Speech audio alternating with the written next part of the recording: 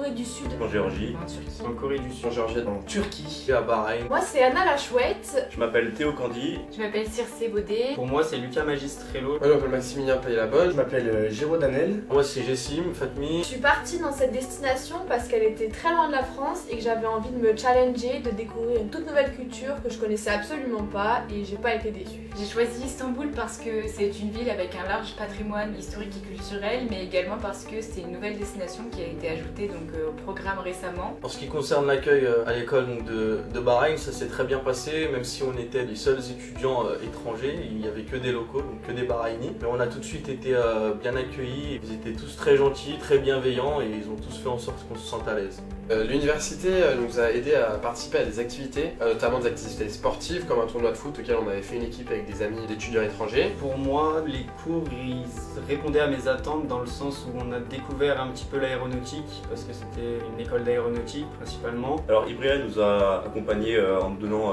les contacts des anciens étudiants. Donc on a pu les contacter, ils ont pu nous donner des conseils. Si je peux rajouter un truc, ce qui est vraiment super pratique, c'est qu'ils sont disponibles tout le temps. Moi, c'était la première fois que j'allais aussi loin, par exemple. C'est super agréable et rassurant d'avoir un contact qui peut nous répondre dans l'heure qui suit. Donc franchement, un très bel accompagnement de la part d'Ibria.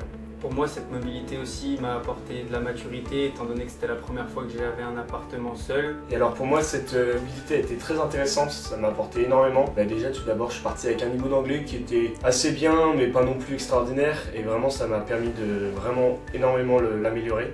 Alors un moment marquant pour moi c'était quand on est parti à Jinju pour le festival des Lumières avec Chloé et Clément, donc deux amis à moi. Le festival était immense, ça ressemblait un peu comme à la fête des Lumières et en Corée ils aiment bien avoir des tampons à collectionner. Donc on a fait tout le festival pour collectionner tous les tampons pour gagner un cadeau et malheureusement une fois avoir tout marché pendant 15 km, la loterie nous avait dit qu'on n'avait rien gagné mais quand on est quand même allé demander un cadeau, ils nous ont donné une petite lanterne donc on était contente d'avoir demandé notre cadeau.